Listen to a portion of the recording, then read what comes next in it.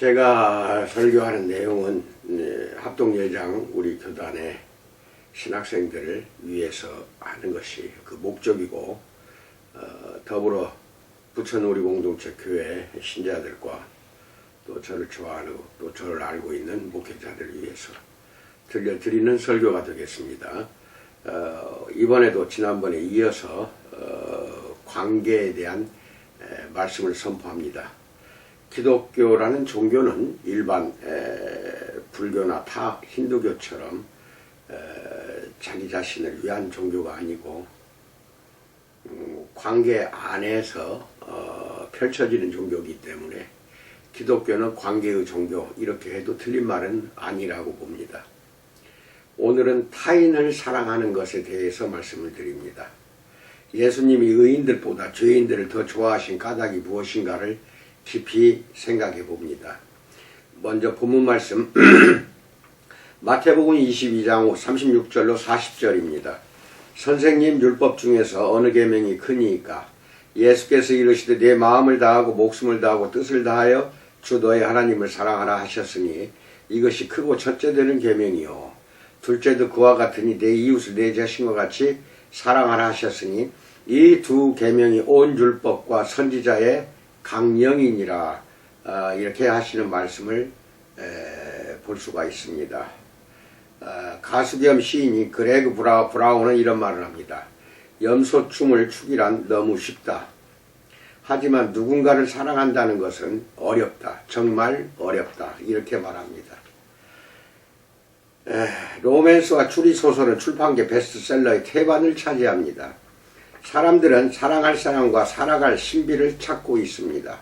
둘 다 관계가 얽혀 있음은 놀랄 일이 아닙니다. 사랑할 사람과 살아갈 신비. 관계는 우리 삶을 로맨스와 신비로 채워주고 소통과 호기심을 함께 가져다 줍니다. 관계는 삶을 즐겁게 해주거나 적어도 견딜만하게 해줍니다. 2001년 9월 11일 두 대의 유나이티드 항공사 비행기와 두 대의 아메리칸 항공사 비행기에서 걸려온 전화에 대한 보도를 기억합니까? 비행기가 추락하는 것을 알고서 어렵사리 전화를 건 승객들은 배우자와 자녀들에게 사랑한다 라는 메시지 하나를 남겼습니다. 아침에 우리를 잠자리에서 일어나게 하는 것은 사랑입니다. 그러나 사랑은 삶의 커다란 신비 중 하나입니다. 특히 인간의 우정은 우리의 이해를 초월합니다. 우정관계에 상응하는 것을 자연계 어디서도 우리는 찾아볼 수가 없습니다. 우정은 하나님의 형상대로 지음받은 인간이라는 종에서만 나타나는 현상이 바로 우정입니다. 이 땅에서 남들과 부대껴 살면서 우정을 가꾸기란 어렵습니다. 하물며 장기간 실제적인 대인 접촉을 피한 채 사이버 공간에서 살아가는 것이 가능한 상황 현대사회에서는 더더욱 우정 이루는 거, 이건 어려운 일입니다. 테크놀로지 때문에 우정처럼 고도 정비가 필요한 관계를 피하기가 너무 쉬워진 것입니다. 우정 대신에 SNS나 사이버를 택합니다. 첫째로 다른 부류와의 친밀한 만남에 대해서 알아봅니다. 하나님이 우리에게 청하시는 바는 입 다물고 들으라가 아니라 나와 함께 걸으며 나를 도와서 다른 사람들을 섬기라입니다. 하나님의 가장 큰 소원은 우리를 사랑하시는 것입니다. 우리도 하나님과 다른 사람들을 사랑할 수 있도록 하나님이 우리를 사랑하는 것이 가장 큰 소원입니다. 하나님의 가장 큰 소망은 우리도 하나님과 합세하여 관계에 힘쓰는 것이 하나님의 가장 큰 소망이라고 할 수가 있습니다. 그 관계는 사람들을 돌려놓는 관계, 즉 언제 터질지 모르는 사건 같은 사람들을 오히려 사건을 일으키는 사람들로 바꿔놓는 관계입니다. 하나님은 말씀하십니다. 내 삶에 대한 최종 발언권과 결정권은 내게 있다만 그러나 너는 내게 말하고 나와 씨름하고 내 친구가 되어라. 진짜 기쁜 소식으로 함께 이 세상을 깨워보자. 이렇게 우리에게 매일매일 말씀하고 계십니다. 기독교 신비가 림 페인은 믿음이란 하나님과 나란히 함께 걷는 것이라고 했습니다. 그러나 나 혼자 걷는 편이 우리 인간들은 훨씬 쉽습니다. 하나님과 같이 걸으려고 하지 않는다는 것입니다. 예수님과 나란히 걸으려면 나와 하나님의 관계에 초점이 남아 있어야 됩니다. 반대로 나와 하나님의 관계의 초점이 나로 향할 때는 느긋한 마음으로 내 필요를 채우는 데만 우리는 집중하면 됩니다. 다른 사람들이 개입되지 않으면 매사가 훨씬 우리는 간단하고 쉽다고 생각합니다. 컨트리 가수 준 카터 캐시의 추도회에서 조니 캐시의 딸 로자는 자신의 새어머니를 두 부류의 사람밖에 몰랐던 분으로 회상했습니다.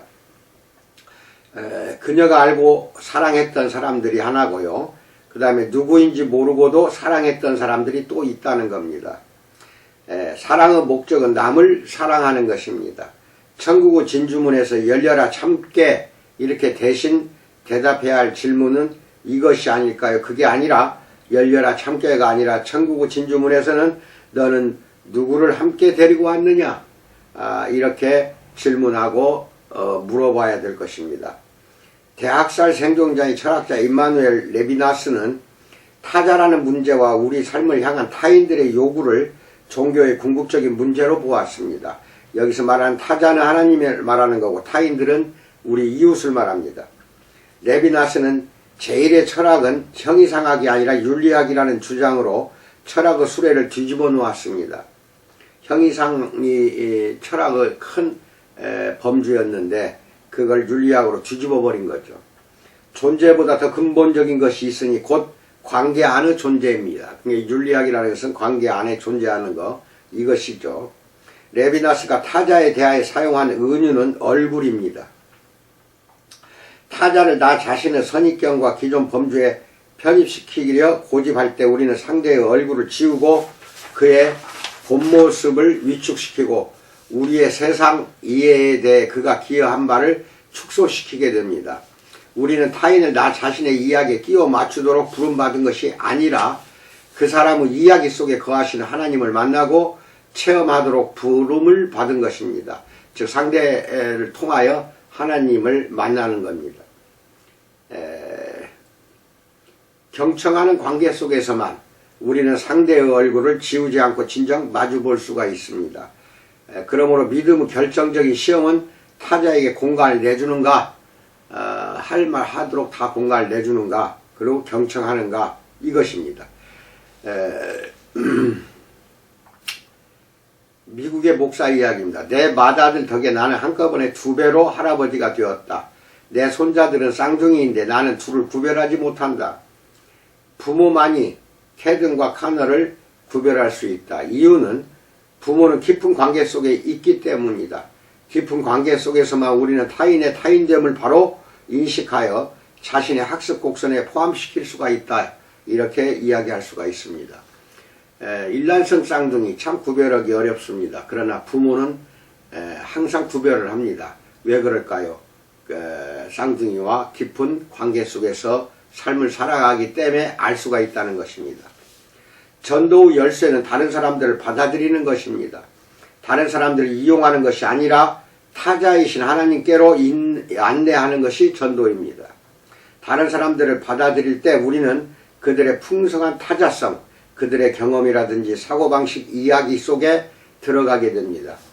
그러나 다른 사람들을 이용할 때는 그들에게 뭔가 즉 대화라든지 기부금 또는 내 주장에 대한 동의를 얻어낼 심산으로 그들을 물건 취급하게 됩니다. 이용하려면 물건이 되는 겁니다. 상대의 시각에 일일이 동의하지 않고도 그를 받아들이고 그의 이야기를 기뻐하는 것은 가능하기 때문입니다. 초대 그리스도인들은 고대 세계의 다양한 종교를 바로 그렇게 대했습니다. 그들은 다른 종교를 비난하는데 열을 올리지 않았습니다. 그저 예수님이 하나님의 아들이시라는 궁극적 주장을 그 안에 담긴 모든 것과 함께 선포했을 뿐입니다. 모든 제자는 전도자로 위임받았으므로 우리 모두는 사진사 잼 필립스에게서 전도에 대해서 배울 점이 있다. 그녀는 자기가 대화를 나눈 적이 없는 사람들의 사진은 찍지 않는다. 베이징의 어느 호텔 로비에서 필립스는 한 영국인 사진사를 만났는데 그는 그녀에게 자신의 최신 장비를 보여주었다. 다른 사람들을 90도 각도에서 찍을 수 있는 렌즈였다. 그는 카메라를 똑바로 앞쪽으로 향하고서 내 옆쪽에 있는 사람들을 몰래 찍을 수 있습니다 라고 설명했다. 필립스는 그가 그것을 왜 그리 자랑했는지 의아했다. 그녀는 자신의 피사체에 아무리 짧거나 제한된 소통일지라도 뭔가 소통이 반영되기를 원했다. 그 소통이 치유를 낳는 부분이었다. 즉 마주 바라볼 때 촬영하는 것이 진정한 소통이라는 것입니다. 어느 미드라시에 따르면 하나님은 시내산에서 이스라엘 백성들에게 얼굴을 대면하여 말씀하신 것이 아니라 여러 얼굴로 말씀하셨습니다. 어떤 관찰자에게는 하나님이 서 계신 것처럼 보였고 다른 증인에게는 하나님이 마치 앉아 계신 듯 보였습니다. 하나님은 이 사람에게는 젊은이로 보였는가 하면 저 사람에게는 노인으로 보였습니다. 하나님은 우리에게 기뻐하시는 얼굴, 위로하시는 얼굴, 웃으시는 얼굴 등 많은 얼굴을 우리에게 보여주십니다. 마찬가지로 하나님께 우리의 참된 얼굴들을 보여드리는 것은 우리의 특권입니다. 우리가 그럴 마음만 있다면 얼마든지 참된 얼굴을 보여드릴 수가 있습니다.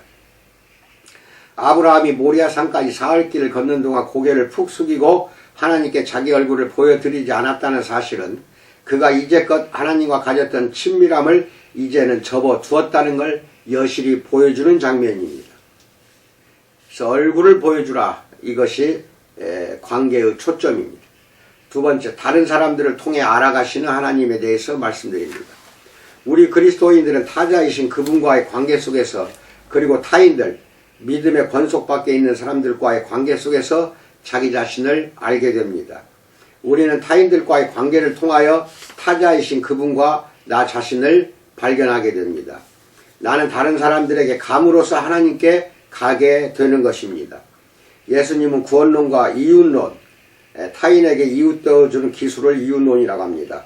그래서 구원론과 이웃론을 따로 떼어놓은 적이 절대로 없었습니다.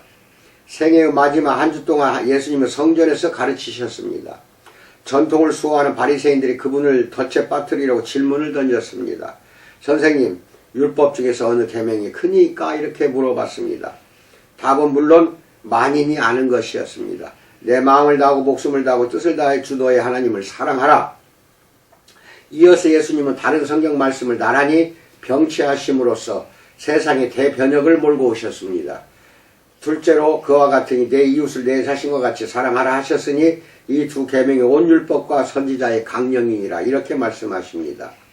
구약 성경을 잘 보십시오. 토라 5권 중에 내 마음 다하고 목숨 다하고 뜻 다해 주 너의 하나님을 사랑하라가 따로 나오고, 그 다음에 다른 책에서 둘째 계명인 내 이웃을 내 자신과 사랑하라, 이것이 나옵니다. 구약에서 이걸 따로따로 떼어 나왔으나 예수님이 오셔서 이것 두 가지를 하나로 합쳐서 이게 선지자의 강령이라고 말씀을 선포하십니다.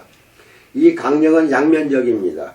우리의 소중한 목숨이 거기 달려있는가 하면 동시에 그것은 우리를 심판합니다. 안식일에 일하지 않는 것으로는 부족합니다. 거짓말하지 않는 것으로는 부족합니다. 믿음은 세상과의 관계를 요하고 있다는 것을 믿기 바랍니다. 믿음으로 나지 않은 사람들과 관계를 우리는 맺어야 합니다. 우리가 관계 속에 있어야만 제복 속에 숨은 사람, 그들이 제복 대신 다른 무엇 속에 숨어 있든지 간에 살아있는 진짜 인간이 되는 것입니다. 그런 관계 속에 있을 때 우리는 낯선 사람 속에서 인간이 되시는 하나님을 찾아볼 수 있고 알아보게 됩니다. 세 번째로 낯선 사람들과 기꺼이 하는 삶을 살아야 됩니다. 낯선 사람을 환영한 고전적인 본문은 아브라함이 마므레에서 낯선 사람을 대접한 대목입니다. 아브라함은 하나님과 함께 기도에 푹 빠져 있다가 낯선 사람들이 나타나자 기도를 중단하고 식사를 준비했습니다. 나중에 그는 그 낯선 사람들이 미래의 메시지를 들고 온 천사들이었음을 나중에 알게 되었습니다. 메시지는 아브라함과 사라가 꿈꾸던 것과는 달라도 너무 달랐습니다. 바로 이 만남을 염두에 두고 히브리서 기자는 13장 2절에서 손님 대접하기를 잊지 말라, 이로써 부지 중에 천사를 대접한 이들이 있었느니라 라고 권고하는 장면이 나옵니다. 하나님은 낯선 사람으로 꾸미고 아브라함에게 오셔서 그의 상에서 드시고 그를 친구라고 부르셨습니다. 하나님이 낯선 사람들을 통해 아브라함에게 나타나셨다는 사실은 우리에게 타자를 존엄하게 또는 대하는 대하라는 그 뜻이 있다는 것을 일깨워 줍니다. 기도하던 아브라함이 깨달은 것처럼 기도는 우리를 자기 속으로 더 깊이 빠져들지 않게 하고 타인들 속으로 더 깊이 들어가게 하는 것이 기도 원래 목적입니다. 초대교회는 기도를 우리를 하나님 및 다른 사람들과 더 친하게 해주는 하나님과의 대화로 보았습니다. 기도는 하나님 주목을 당신 쪽으로 끌려고 하는 일이 아닙니다. 기도는 당신 안에 하나님께 주목할 마음이 생기게 하려고, 그리고 다른 사람에게 주목하려고 하는 것이 기도입니다. 하나님이 신성을 벗고 세상 속으로 신의 생명을 그 속에 가져오셨다. 이러한 성육신에 대한 이보다 더 좋은 정의가 있을까요? 성육신을 통하여 하나님은 타인이 되십니다. 하나님은 타인인 우리를 관계 속으로 끌어들이시려고 인간이 되셨던 것입니다. 이것은 정말 이상한 말입니다. 하나님이 인간이 되셨다는 말은 꼭 원을 정사각형이라고 하는 말과 같습니다. 사도 바울은 예수님의 제자들이 손대접하기를 힘쓰도록 예정 내지 부름을 입었다고 믿었다는 장면이 로마서 12장 13절에 나옵니다. 신약성경에 주로 쓰인 손대접에 해당하는 헬라어 단어는 두 가지입니다. 하나는 옆으로 데려가다 대동하라는 뜻으로서 프로슬람 바노마이라는 것이고, 다시 말해 택하여 나란히 데려간다는 뜻입니다. 또 하나는 필록세니아로서 이는 낯선 사람을 단순히 환영하는 차원을 넘어서 사랑한다는 뜻입니다. 이 두 가지만 나옵니다. 낯선 사람들을 택하여 사랑하라는 예수님 말씀에는 저녁 식탁에 대한 이야기가 거의 빠지지 않습니다. 예수님은 식탁을 가르침과 신앙훈련의 본거지로 활용하셨습니다. 지상사역을 시작하면서 그분은 어느 혼인잔치에서 데뷔하신 예수님의 그 사역은 그분의 사역 전체의 궤도를 알려주는 전조가 되었습니다. 부활 전에 예수님의 제자들과 함께 마지막으로 하신 일은 그들에게 떡과 포도주를 먹이신 것이었습니다. 그리고 부활 후에 다시 사신 주님과의 가장 친한 만남들은 식사 때 이루어졌습니다. 엠마오에서 예수님의 정체가 밝혀진 것도 그분과 함께 먹는 행위를 통해서 밝혀진 것입니다. 예수님의 식탁 손대접에는 두 가지 두드러진 점이 있습니다. 첫째, 그분은 혼자 드시는 것을 좋아하지 않으셨습니다. 둘째, 그분은 누구하고라도 함께 드셨던 겁니다. 사람들은 예수님의 사역의 이 두 가지 특징을 한데 묶어 그것을 채찍처럼 휘둘렀습니다. 보라, 먹기를 탐하고 포도주를 즐기는 사람이요 세리와 죄인의 친구로다. 마태복음 11장 19절에서 이렇게 예수님을 힐난합니다.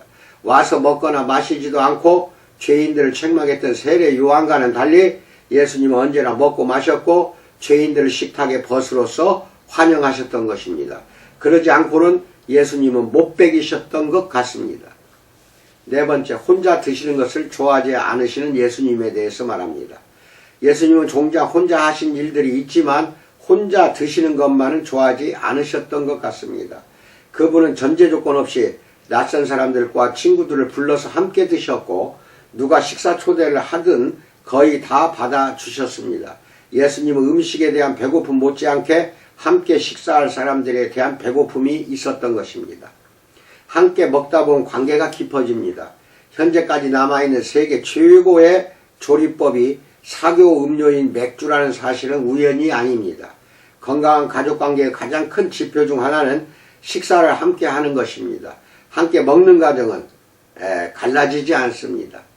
예수님은 사람들에게 하나님을 소개하고 자신의 길에 합류하도록 초대하는 방편으로 식사를 활용하셨던 것입니다.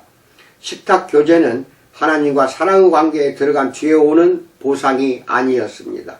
식탁 교제는 하나님과 사랑의 관계에 들어가자는 초대였습니다. 여기서 나온 것이 식탁 교제에서 나온 말이 아가페입니다. 즉 식탁에서 나온 것이 아가페라는 사랑의 단어였습니다. 몇 번이고 거듭하여 예수님은 음식 이야기들을 들려주시고 음식과 관련된 의식들을 행하시어 사람들로 하여금 하나님의 손대접을 되새기게 하셨습니다. 사실 예수님은 음식을 어찌나 사랑하셨던지 자신의 사역을 양식으로 정의하셨을 정도였습니다. 영의 양분은 우리가 하나님의 뜻을 행할 때에만 옵니다. 그것이 우리의 양식입니다.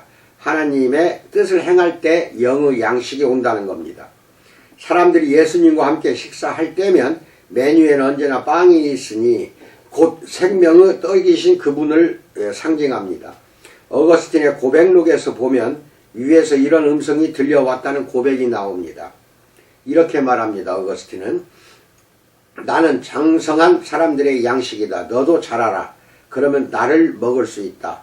내 몸이 먹는 음식은 너로 바뀌지만 나는 너로 바뀌지 않는다. 반대로 네가 나처럼 바뀔 것이다. 영양식을 먹을 때마다 내가 예수님처럼 바뀌어진다는 것입니다. 식생활 장애의 주 원인은 관계 장애입니다. 나쁜 식생활은 좋은 관계를 망치고 거꾸로도 마찬가지입니다. 실컷 먹고 설사내는 약을 쓰면 된다는 식의 접근이 친밀한 관계까지 그대로 퍼진 것은 서로 믿음의 식구들과의 관계와 타인, 즉 믿지 않는 사람들, 우리와 다른 사람들과의 관계를 둘 다 제대로 지속할 줄 모르는 우리 모습의 산 증거입니다. 실컷 먹고 설사약 먹으면 돼. 이거는 관계의 증거가 아닙니다. 거식증은 깊고 친밀한 관계에 저항하는 문화의 상징입니다. 또한 많이 먹는 대식증은 모든 유형의 관계를 잠깐 섭취하고 서둘러 내보내는 뛰면서 먹는 문화의 상징입니다. 다 잘못된 겁니다. 거식증, 대식증, 이거는 관계를 깨뜨리는 것입니다. 우리는 사랑에 뛰어들었다가 금방 개워냅니다. 비만은 패스트푸드를 먹으며 연실, 채널을 바꿔대는 문화의 상징입니다. 미국만 해도 성인의 셋 중 둘은 뚱뚱합니다. 우리나라 한국 사람도 이 서양 사람들을 따라가고 있습니다. 거의 한 30%가 비만으로 나옵니다.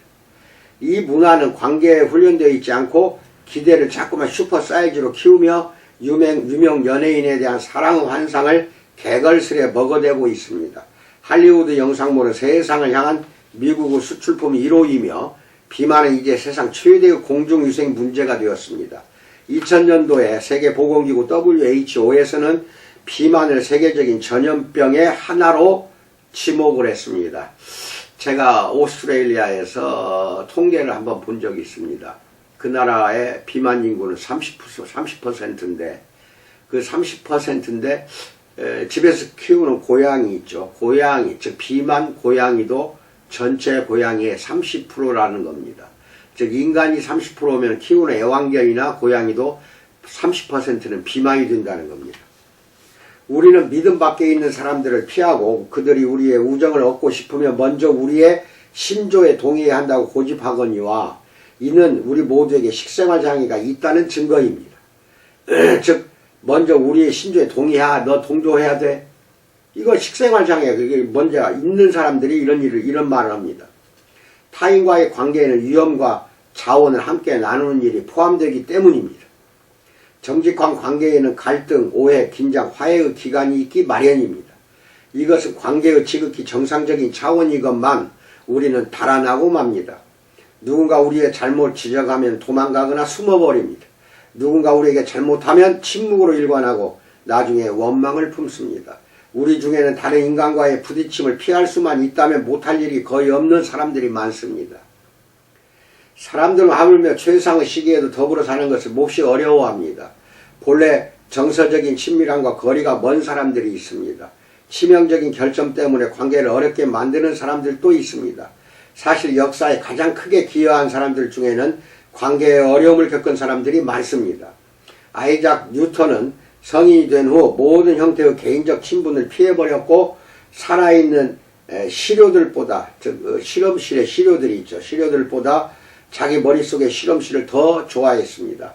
헨리 나우엔이라는 신부 있죠. 잘 알죠. 이 사람은 많은 이들에게 하나님이나 서로와의 관계에 더 깊이 들어가도록 가마를 끼쳤지만 정작 자신은 다른 사람들과 친하게 잘 지내지를 못했습니다. 아이러니어죠. 창의적인 사람들에게는 관계장애가 많다는 것입니다. 2차 대전 중에 유고슬라비아에 머무는 그동안에 영국인 풍자소설가 이블린과 그의 친구 랜돌프 처칠은 위스턴 처칠의 아들입니다.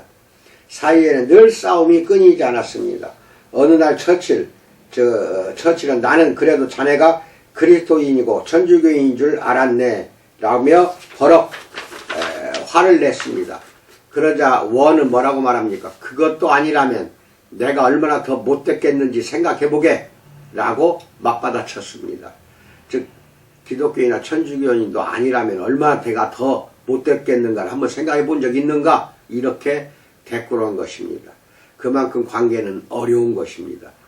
그러나 우리가 살고 있는 이 문화는 관계에 대한 갈증을 자극하면서도 정작 관계는 더 어렵게 만드는 것이 현대사회의 문화가 되었습니다. 너무 복잡해요. 너무 참말로 단순성이 없어져 버렸습니다. 시장경제가 점점 세계화할수록 시장이 아닌 모든 사회관계에 대한 공격은 더 매몰쳐 가고 맙니다. 인간들이 살아가는 사회적 생태적 그물망을 강화해야 하는 교회의 역할이 그래서 한층 더 중요해지는 것입니다. 안타깝게도 문화가 교회보다 이것을 더 잘 인식하고 있는 것 같습니다. 교회가 항상 뒤처져요. 우리의 빈곤해진 관계기술을 거론하는 가장 눈에 띄는 사람들은 닥터 필, 닥터 로라, 오프라 윈프리, 그리고 딜라일라 같은 관계 전도사들입니다. 모두 지금 말한 사람들은 미국의 토크쇼 진행자들인데 가장 빈곤해진 관계기술을 거론한 사람들입니다. 우리가 경험하기를 열망하는 것과 실제 경험 사이의 대비를 몇 가지 생각해 보십시다. 나의 부모는 내게 스크래블이라는 게임입니다. 미국에서. 이것을 가르쳐주고 함께 놀아주었다. 요즘 부모들은 자식에게 솔리테어라는 카드놀이를 가르쳐줄 소지가 더 높다는 것입니다. 현재 미국의 3분의 1은, 즉 35%는 지난 10년간 적어도 한 번은 연애관계에 깨졌다고 말합니다. 관계가 안 좋아지는 것이 갈수록 늘어납니다. 미국인 10명 중 하나 이상은 금요일 밤을 혼자서 보냅니다. 약 12%가 혼자 보냅니다. 그리고 현재 미국인 넷 중 하나는 혼자 삽니다. 25%가 혼자 사는 홀밥 신세죠. 남편과 아내와 한 자녀로 구성된 가정보다 1인 1가구에 혼자 사는 미국인이 역사상 처음으로 더 많아졌습니다. 휴대전화 저쪽에서 들려온 음성, 여보세요, 우리 그만 헤어져요. 이것이 우리 시대의 표가 될 법도 합니다. 이제는 문자로 보내요. 그냥 그러고 끝나버립니다. 노마 짐 모튼슨이라는 사람은 유년기에 태반을 수양가정들에서 보냈습니다. 그중 한 곳에서 한 하숙생이 8살의 그녀를, 노마 진 모튼슨입니다. 이게 어렸을 때 이름이에요. 8살의 그녀를 강간한 후 5센트짜리 동전을 주었습니다. 그러고는 자 가져, 대신 이 일을 아무한테도 말하면 안 돼 라고 말했습니다. 노마 진은 수양어머니 글레이디즈 베이커에게 그 일을 말했다가 늘씬 얻어맞았습니다. 노마 진이 들은 말은 그 하숙생은 하숙비를 꼬박꼬박 잘 내는 사람이야. 다시는 그 사람에 대해서 나쁜 말 하지마. 엉뚱하게 혼을 낸 겁니다. 노마 진은 남한테 이용당하고 5센트짜리 동전을 받는 것이 어떤 것인지, 내면의 상처와 외로움을 표현하려 했다가 매를 맞는 것이 어떤 것인지 8살 나이 어렸을 때부터 배워야 했습니다. 이것이 자살의 동기가 되는 겁니다. 결국 그녀는 헐리우드로 도망하여 마릴린 monroe로 이름을 바꾸었습니다. 세계적인 미국의 유명한 미인 배우죠. 트레이너들이 그녀를 섹스 심벌로 만들어 주겠다고 하자 그녀는 심벌이 무엇인지 모른다고 털어놓았습니다. 머리 나쁜 금발 미인 역할은 마릴린 monroe가 처음 만들어낸 것인데, 세트장에 있는 사람들은 그녀의 미모에도 불구하고 하나같이 그녀를 미워했습니다. 그녀는 제작진을 몇 시간씩 기다리게 만들었습니다. 그들은 그녀가 몸치장하는 줄 알았습니다. 그러나 대부분의 경우 그녀는 너무 무서워서 분장실에서 계속 토하고 있었던 것입니다. 그녀는 3번의 결혼을 겪으며 매번 물었습니다. 당신은 나를 하나의 인간으로 보았나요? 하고 물었던 것입니다. 어느 토요일 밤 마릴린 monroe는 35 나이로 자살하고 말았습니다. 가정부가 시체를 발견했을 때 보니 전화선이 뽑혀 있었습니다. 예수의 신학자 존 포엘 신부의 한 책에 끝내 사랑을 찾지 못했던 사랑의 여신 마릴린 monroe를 죽게 한 진짜 이유는 무엇인가? 라는 클레어부스 루스의 질문에 대한 이야기가 나옵니다. 클레어부스 루스가 보기에는 대롱거리는 전화선이 마릴린 monroe 일생에 대한 상징이었습니다. 그녀는 끝내 누구와도 통화하지도 못하고 전화기를 뽑아버리고 죽었던 것입니다. 우리는 계속 헤어집니다. 관계는 우리의 내면 상태를 그대로 보여줍니다. 부와 명예는 우리의 제약을 풀어 관계가 더 좋아지게 해주는 것이 아닙니다. 오히려 우리를 올가맬 때가 많은 것이 부와 명예입니다. 물질 만능주의는 으뜸가는 이제는 세속 종교가 되었던 것입니다. 연구 결과들에 따르면 우리가 자신을 재물과 동일시할수록 지저분한 기분, 부정적인 태도, 관계 장애도 더 커진다고 조사되고 있습니다. 사실 행복지수가 경제발전을 따라가지 못하는 주된 이유는 삶에 좋은 것들이란 좋은 물건들이 아니라 좋은 관계이기 때문에 행복지수가 경제발전을 절대 못 따라가는 겁니다. 행복지수는 좋은 물건들이 아닙니다. 행복은 좋은 관계라는 것입니다. 우리가 관계적인 까닭은 신형 SUV를 소유하는 것과 똑같은 방식으로 관계를 소유해서가 아닙니다. 우리가 관계적인 까닭은 다른 사람들과의 소통 속에서만 삶의 의미가 있기 때문에 우리가 관계적입니다. 관계 속에서만 우리는 사랑을 알고 서로에게 알려집니다. 조 마이어스가 소속을 찾아서 라는 책에서 환기시켜 주는 것처럼 우리의 참된 소속은 소유가 아니라 관계입니다. 우리의 참된 소유가 뭐라고요? 소유가 아니라 관계입니다. 한 사람이 변화를 일으킬 수 있습니다. 단 그가 한 사람이라서 변화가 일어나는 것은 아닙니다. 사람들이 변화를 일으키는 것은 서로 연결되어 있기 때문에 변화가 나타나는 것입니다. 확실한 결정보다도 더 많은 소통 속에서 내리는 결정이 더 낫습니다. 미래는 사람들 사이에 소통을 도와주고 관계를 강화시켜주는 사람들의 것이라고 믿기 바랍니다. 공식 정보량이 많아질수록 우리의 이 시대는 유례없는 수준으로 정보가 많아지죠. 비공식 의사소통이 더 소중해지고 있습니다. 최신 데이터를 전해주는 정보기술이 얼굴을 맞댄 격식 없는 대화로 얻는 지식과 지혜를 쫓아내고 몰아내려는 위협을 하고 있다는 걸 우리는 느끼고 있습니다. 이제 비공식 네트워크는 너무 희귀하여 공식 네트워크보다 더 소중해졌다는 겁니다. 비공식 네트워크라는 것은 서로 얼굴을 맞대고 관계를 맺는 것입니다. 이것이 더 소중해야 되는데 그냥 그 인터넷이나 이 사이트에서는 그 네트워크가 더 소중해졌다는 겁니다. 그러나 우리가 찾는 관계는 네트워킹과는 다릅니다. 네트워킹에서는 인간의 상호작용이 사업 기회가 되고 때와 장소에 맞는 적절한 인맥을 구비함으로 승자가 되는 것이 우리의 초점이 되는 게 네트워킹입니다. 타인과의 참된 관계는 자아를 중심에서 내려오게 합니다. 그것은 우리를 자기 밖으로 나오게 하며 세상에 나만 있는 것이 아님을 가르쳐 줍니다.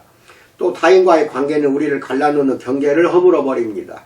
성찬에 참여할 때마다 우리는 경계를 허물고 관계를 세우는 삶을 받아들이는 것이 아닌가요? 성찬이 그 뜻입니다. 앉아서 마주보고 서로가 성찬을 나누는 거, 이게 관계잖아요. 마르틴 루터는 자기 믿음이 남들이 생각하는 만큼 컸던 것이 아니라 신자들이나 타인들과 함께 믿음을 얘기하는 사이에 자기 믿음이 자랐다고 고백을 했습니다. 그 말의 진실성을 모르는 목사나 신학자가 있을까요? 다 압니다. 알면서도 이게 안 지켜져요. 다른 사람들을 보는 우리의 눈은 단일 자아 개념, 즉 단일 형태로 삶을 영위해가는 고정된 정적인 자아에 기초한 지가 너무 오래되었습니다. 삼위일체 하나님의 형상대로 지음받은 인간이 마음, 머리, 손이라는 자아들의 삼위일체임을 우리는 이제부터는 깨달아가고 있다고 봐야 됩니다. 마음, 머리, 손, 삼위일체입니다. 바꿔 말해서 한 인간은 자아들의 공동체입니다. 자아를 고정된 단일 용기에 우겨 넣는 것은 우리의 자아의식에 활동하는 장인 관계의 그물망이 얼마나 복잡한지 모르는 처사입니다. 우겨 넣지 마세요. 건강한 자아란 내적 부분들과 과정들이 끊임없이 상호작용하는 조화로운 관계가 건강한 자아입니다. 모든 사람은 가볍게 지나가는 관계, 깊은 영적 관계, 평생 지속되는 관계 등 폭넓은 관계가 필요합니다. 우리는 평생 한 번의 큰 죽음에 부딪히는 것이 아니라 일련의 작은 죽음들에 부딪히고 살고 있습니다. 관계는 오고 가며 그 중에 어떤 관계가 늘 우리의 바람대로 회복된 것은 아니라는 것입니다. 모든 관계는 그래서 배양과 보호가 필요해집니다. 친구들, 특히 가장 절친한 친구들과의 소통에 우리 각자가 하루 30분 아니 15분만 바친다면 삶이 얼마나 달라질까요? 한번 생각해 보세요. 달라집니다. 변화가 됩니다. 관계는 즐거운 사귐과 소속감 같은 보상도 가져다 주지만 또한 잡초와 원치 않는 생작물도 만들어내는 것이 관계입니다. 모든 관계에는 아픔과 고난이 유발된다는 것도 사실입니다. 모든 관계에는 우리 잘못이 아닌 단층선이 흐르고 있습니다. 인간 외에는 자연계 어디에도 우정이 없듯이 우는 종도 유일하게 인간뿐입니다. 우리가 아파서 울죠. 슬퍼서 울죠. 고통 속에서 울잖아요. 인간뿐이에요. 우는 생물 종에서는 인간뿐이다 이겁니다. 친구가 있는 것과 울어야만 하는 것은 어쩌면 생각보다 더 관련이 깊을지도 모릅니다. 다치기 쉽다는 뜻이 있습니다. 벌러러빌러티라고 합니다. 벌러러빌러티는 이 단어는 상처를 뜻하는 라틴어 단어 블루스에서 왔습니다. 인간으로 존재한다는 것은 상처받을 수 있다는 것입니다. 즉 다치기 쉽다, 상처, 이것이 관계가 여기에서도 생기는 것입니다. 모든 우정에는 못할 말을 했던 역사가 있기 마련입니다. 그렇죠? 친구에게 해서는 안 되는 말, 못할 말을 해버리잖아요.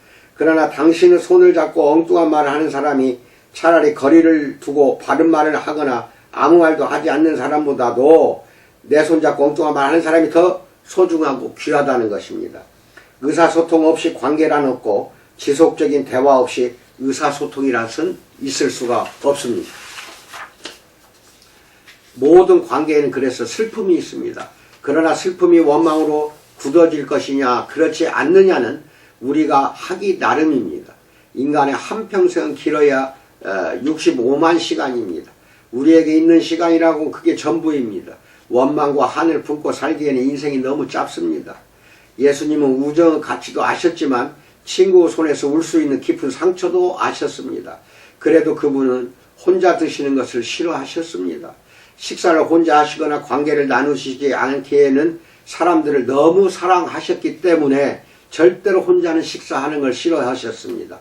여러다고 같이 대화하고 관계를 깊게 하셨습니다. 사랑하셨기 때문입니다. 다섯 번째, 누구하고라도 함께 하시는 함께 드시는 예수님에 대해서 말씀드립니다.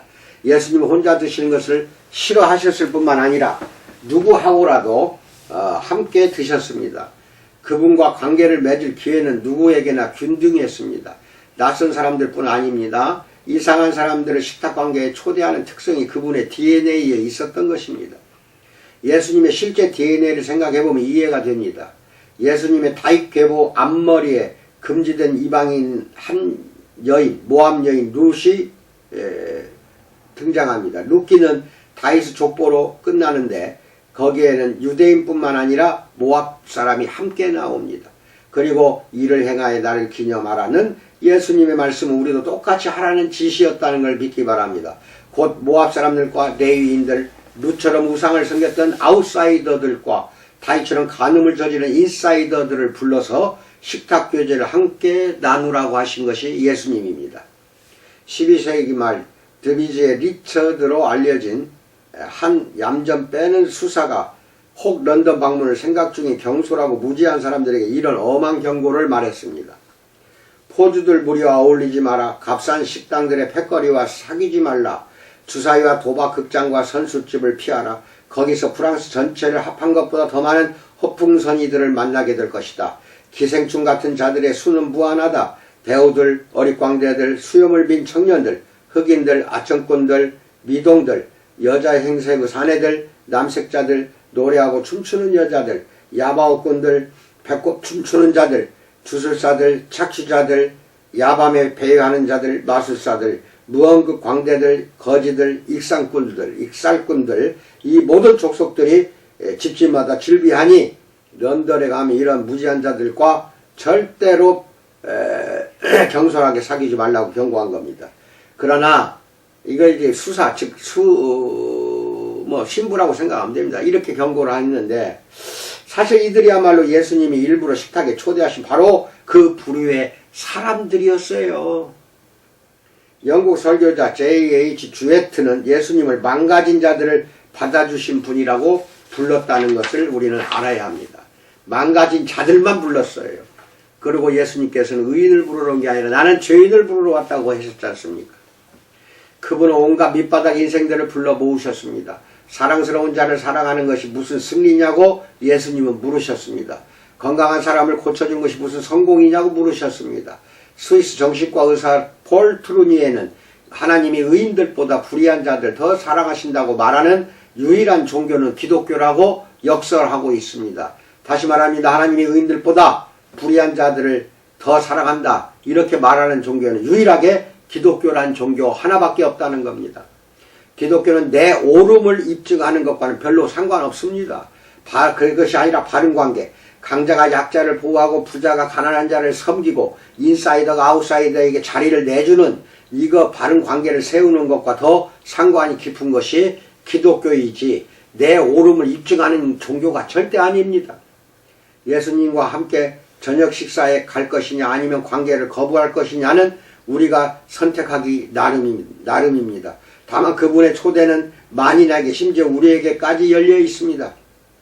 반항하고 불순종하며 사는 자들에게 예수님 언제나 부드러우십니다. 그분은 범죄에 너무 무른 메시아라고 비난받았습니다. 반면 예수님은 율법과 규정밖에 모르는 부류에게는 언제나 엄하셨습니다. 그들은 자신의 의 때문에 눈이 멀어 하나님 및 다른 집단 바깥에 있는 자들과 바른 관계를 맺지 못했던 것입니다. 언제나 예수님은 망가진 자들과 이상한 자들과 12제자 사이에 저녁 데이트를 주선하고 계셨던 것을 믿기 바랍니다. 예수님은 제자들을 고립된 가정생활과 불학생활에서 빼내서 외국인들, 낯선 사람들, 아이들, 여자들, 나병 환자들과의 관계 속으로 또 밀어 넣으셨습니다. 제자들을.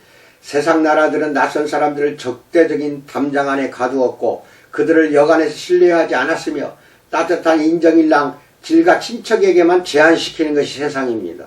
이와는 완전히 대조적으로 하나님 나라는 날마다 낯선 사람들을 대접하며 식탁을 나누었고 외국인들과 범죄자들에게 동정을 베풀었으며 가난한 자들에게 안전한 안식처가 되어 주었습니다. 초대교회의 가르침처럼 우리 몸이 성령의 전일지인데 우리는 다른 모든 사람들에게 상처를 주는 것은 어떤 의미에서는 하나님을 대적하는 것입니다. 타국에서 온 이민자들의 경우와 마찬가지로 우리는 낯선 사람들이 우리에게 가져오는 것들, 다양성이라든지 재능, 근면, 새로운 음식이라든지 아울러 타인들이 끌릴 정도로 좋은 장점을 지닌 우리 조국에 대한 새로운 인식으로 인하여 그들을 귀히 여길 수도 있습니다. 아니면 낯선 사람들이 우리에게 할지도 모르는 일들, 공공유산을 퇴색시키고 정치를 분열시키고 주류 문화를 훼손하는 등 이것으로 인해 그들을 두려워할 수도 있습니다. 우리가 타인들에게 받는 진짜 선물은 바로 그들의 타인됨이 아닙니까? 예? 진짜 선물은 타인됨입니다. 숲속과 골짜기를 지나던 여정 중에 빌보 베긴스와 그 일행은 엘론드의 집에서 쉬게 됩니다. 각자의 좋아하는 것이 음식이든 잠이든 일이든 이야기든 노래든 그냥 앉아서 사색에 몰두하는 것이든 아니면 이 모두의 즐거운 혼합이든 엘론드의 집은 완벽했다. 조랑말들까지 예외 없이 모든 일행이 거기서 며칠 보내는 동안 새로운 기운과 힘을 얻었다. 그들의 옷뿐 아니라 상처와 기분과 희망까지도 원상을 되찾았다는 이야기가 있습니다. 우리의 예배 초소들에 대해서도 그렇게 말할 수 있을까요? 예? 세상에서 그리스도의 사명은 사람들을 하나님 삶 관계 속으로 이끄시는 것이었습니다. 지금도 하나님은 친구들을 사귀려 하십니다. 우리도 다른 사람들의 친구가 되도록 그리스도의 사명으로 부름받았습니다. 어떤 사회 제도들은 심지어 일부 교회 제도들조차도 친구를 사귀기보다는 낯선 사람들을 대량 생산하는데 오히려 더 능수능란합니다. 낯선 사람 대량 생산하는 교회가 되어버렸어요. 교회는 우리가 이상한 사람들, 소원해진 사람들과 친구가 되는 법, 그들에게 배우고 그들을 사랑하고 그들의 말을 들어주고 풍성한 하나님 삶 관계를 베푸는 법을 배우는 곳이 되어야 되는데 맞습니까? 교회가? 5,000명을 먹이신 사건 한번 생각해 보십시오.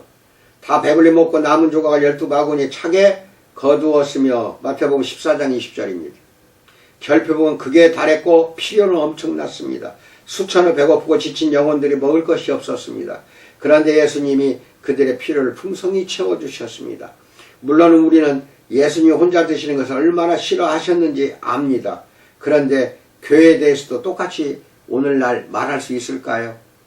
혼자 드는 거 드시는 거 싫어하는 예수님이라는 거, 이것을 우리는 알고 항상 관계가 속에서 아가페 사랑이 풍성하기를 진심으로 축원드립니다. 항상 강건하기 바랍니다.